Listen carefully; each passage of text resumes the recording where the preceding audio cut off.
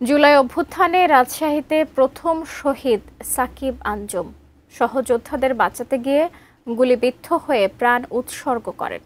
সন্তান হারানোর শোকে আজ অসুস্থ মা, নির্বাক বাবা। সন্তান হত্যার বিচার ছাড়া আর কোনো চাওয়া নেই তাদের। রুবেল ইসলামের তোলা ছবিতে বুলবুল হাবিবের রিপোর্ট। 3 মাস পর তার চলে যাবার কথা ছিল ফিনল্যান্ডে। বৈষম্য বিরোধী আন্দোলন শুরু হলে ঘরে বসে থাকতে পারেননি সাকিব আঞ্জুম। ঝাঁপিয়ে পড়েন আন্দোলনে।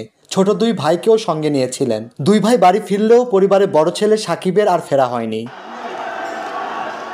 গত বছরের 5 আগস্ট আওয়ামী সরকারের পতনের শেষ দিনে নগরীর শাহ মখদুম কলেজের পাশে গুলিবিদ্ধ হন সাকিব। আওয়ামী সন্ত্রাসীদের হাতে আটকা পড়া জুলাই আন্দোলনের একদল নারী শিক্ষার্থীর জীবন বাঁচাতে গিয়ে নিজের জীবন উৎসর্গ করেন নির্ভীক পরোপকারী মানুষটি। বেঁচে থাকতে যিনি প্রচুর মানুষকে নিজের শরীরে রক্তদান করেছেন, সেই সাকিব আঞ্জুমের রক্তে ভেসে যায় সড়ক। স্বাস্থ্যকর অল টাইম ফ্যামিলি কেক, সব সময় অল টাইম হেলদি লাইফ। যারা এই জঘন্য নৃশংস হত্যাকাণ্ডের সাথে জড়িত তাদের অবশ্যই ফাঁসির দাবি করি।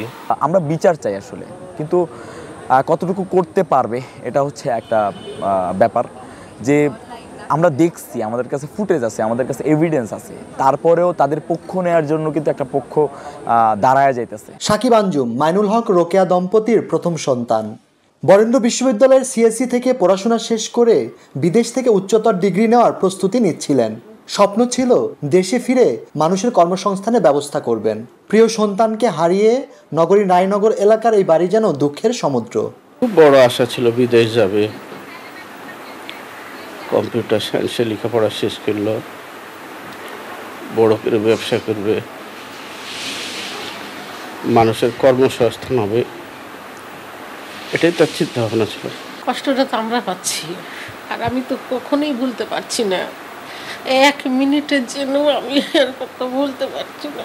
কালকে আমি ফজরের নামাজের পরে শুয়েছি, ঘুমই হয় না আমার।